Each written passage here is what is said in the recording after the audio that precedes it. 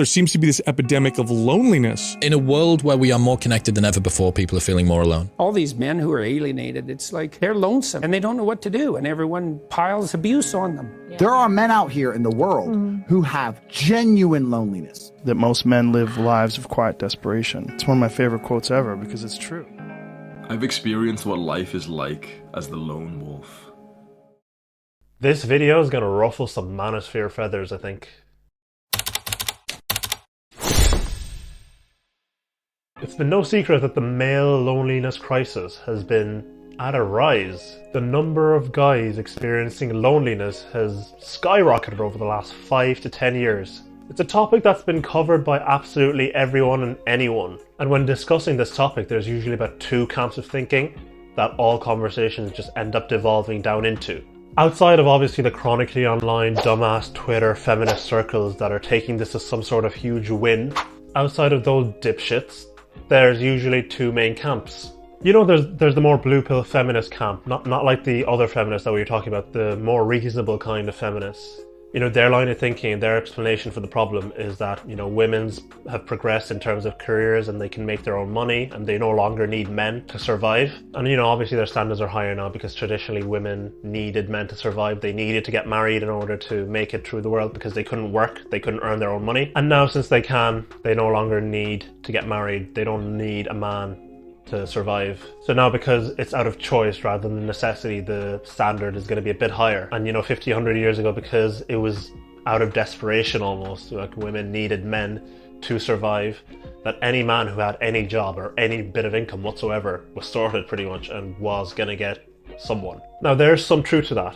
There is some truth to that. That all makes, like, that makes sense, right? But then it starts evolving into further this, you know, anti-patriarchy, you know, because of the way society is. They say, oh, men are struggling now because, you know, they haven't been taught how to be good people.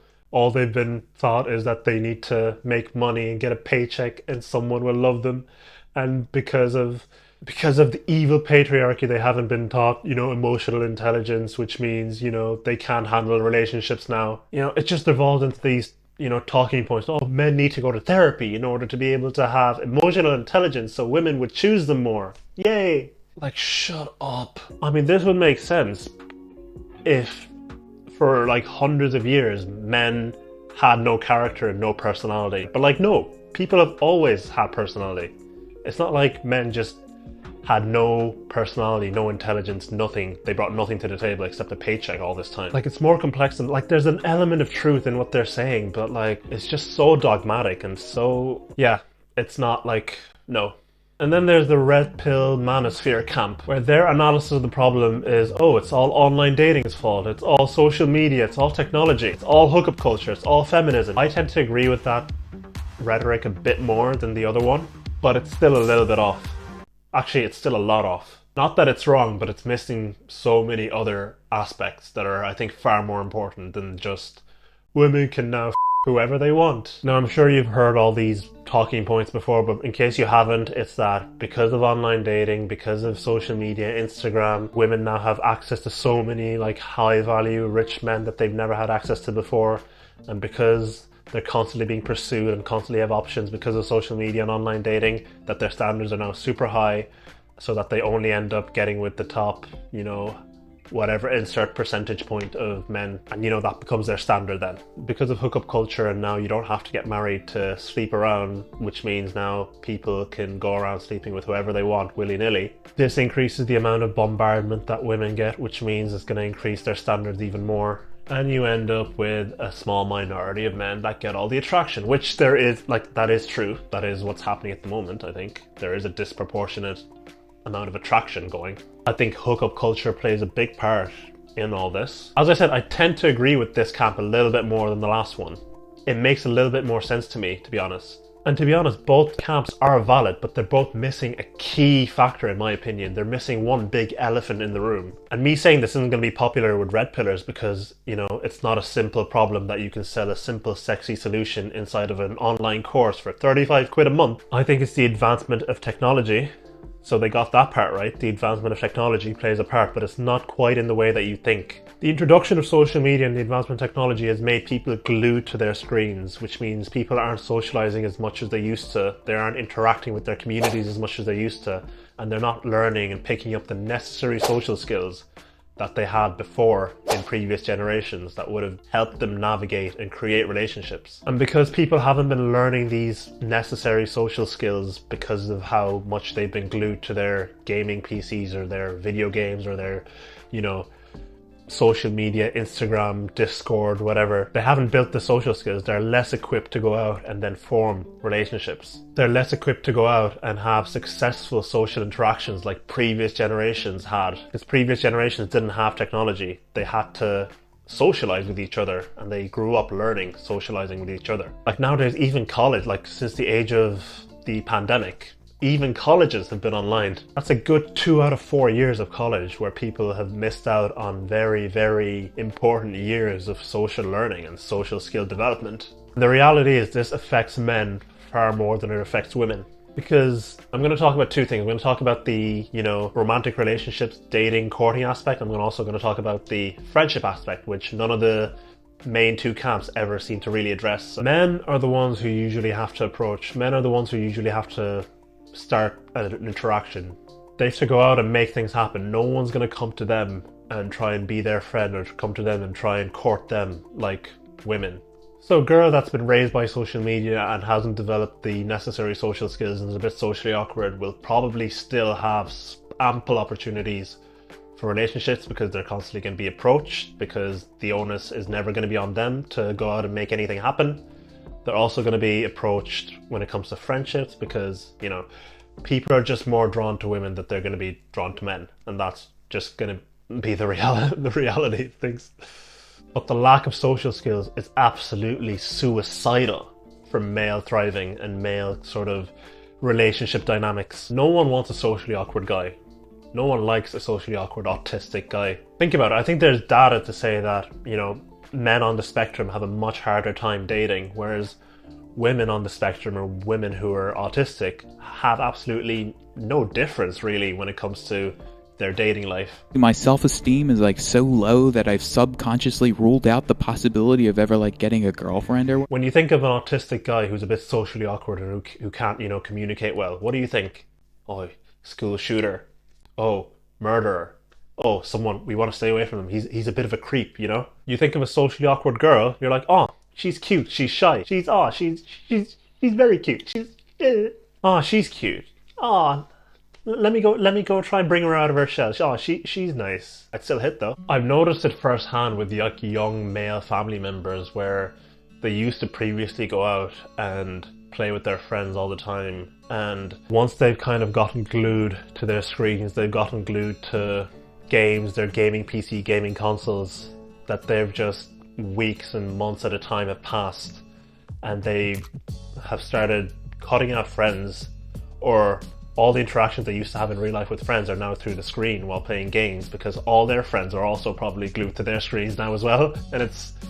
And they're going out less, they're socializing less, they're exercising less, they're getting fatter, less attractive. Less attractive means less chance of romantic relationships and also less chance of friendships, because let's be honest, looks matter even in friendships. Now, with the changing demographics in recent years, immigration and diversity has brought a lot of good. It's brought a lot of people together, educated so many people. It has also brought a lot of tension within communities, and that is just the truth. More diversity, the more you're going to have people fighting and more tension and more hostility. And that's not because of any particular, demographic. That's just what happens when you get people who differ. Human beings are tribal. Human beings love to fight based on arbitrary things. So you've rising crime rates, rise in violence, and as a result you have communities that are less safe. You have these big cities which have a lot of diversity, which brings a lot of good, but it also brings a lot of crime with it, brings a lot of tension, brings a lot of unsafeness within community. People trust each other a lot less than they used to within one community. That's made people more cautious, more afraid of each other, less willing to engage socially. If someone tries to talk to you in public out at the bus stop, there's going to be a sense of, it's hesitation. People just aren't willing to talk to each other as much anymore, and that increases atomization that increases loneliness. Yes, immigration diversity plays a large role in that. Now, before you call me a white supremacist, because I know there's some dipshit leftists watching this who are probably going to say, oh, you're a white supremacist. Who do I keep kidding? Nobody's watching this. I guarantee no one's watching this. Jeez. So now you know the problem. You know the difficulty. What is the solution, you might ask? The great Moxie HQ is right here to deliver you the solution. See, that's another problem. You want the solution, but you don't even know where to start. You know the solution is to get up from home, get up from playing video games or watching stupid videos on YouTube or watching stupid videos on TikTok, or get off Instagram, get off Discord, go out, talk to people. Where do you even start? Like, this is something I'm currently even going through myself right now. I've just graduated college. I'm in a new city. I'm working. How do you even begin to go out and socialize when most of the people out there aren't open to it even? Sometimes I do wish I had tits and ass so I can attract people to want to be my friend easier. But I don't have those. So reality of once you leave college is one that's rarely ever spoken about. Like, you go from being in communities where you're seeing people your age and interacting with people every day, and now you're in a situation where you're at work, sometimes working with, you know, people who are 10, 20 years older than you, can't relate to anyone. You go home, go to work, go to the gym, go home. You want to go to the gym, you want to start a conversation with someone, you want to just walk up, you see a cute girl, you want to start a conversation with her at the gym, but then you remember those TikTok videos of creeps being exposed for talking or, you know, looking at people in the gym, and you're like, I don't want to end up on TikTok. When you were in college or school, you had like that one place. Say you were interested in filmmaking, you had, oh, the filmmaking club or the filmmaking society, and you just went there. There was that one specific place for you to go for that particular thing.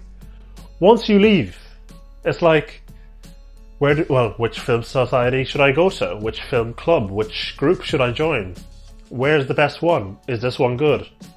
And you have this almost like choice paralysis that comes with that. That's what I'm kind of going through at the moment in this like new place. When I say new, it's been 8 months and it's not getting any easier. Well, like 6.5 months. Yeah, the reality is extremely dull. But I'm not giving up. And neither should you. I recently just did a workout in the gym with a guy who I saw in there regularly. We ended up chatting and we ended up organizing a day where we did a workout together. So that's one person now that is from stranger to someone who's less than a stranger. Maybe we'll be friends, who knows. But baby steps, like, you have to do something. There's no point being angry at the world for not being easy for you. There's no point of being angry being like, oh, the world's unfair, women have it easier in this aspect or that. Like, sometimes it can be good to acknowledge disadvantages, but at some point, if you just keep wallowing on them, the mental block you have in your head is going to be weighing you down far more than the actual disadvantage actually is. And that goes to race, to gender, to anything, you know, any of the million things people love to complain about. And if you don't want to listen to me, you can go ahead, become an incel school shooter who, you know, ends up on the news and ends up killing himself. I just think there's a far better existence to have than that.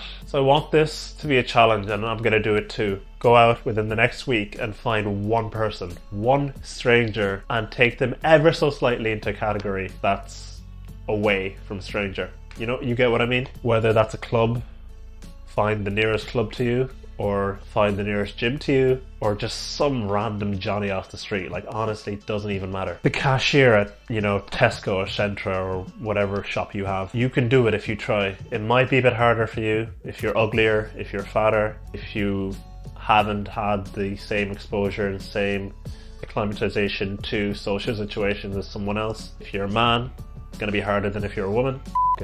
Do it anyway. I'm going to try and do that within the next week. I'm setting this as a challenge to myself, and I think you should set challenges for yourself every week when it comes to this aspect to, you know, help grow that aspect of your life. And it can be quite nerve-wracking, and that's another aspect. So once you found out where to start, then overcoming your own nerves and your own like social anxiety because you haven't grown up with the skills for this, overcoming that is going to be another aspect that you have to go through. But you can do it. I believe in you.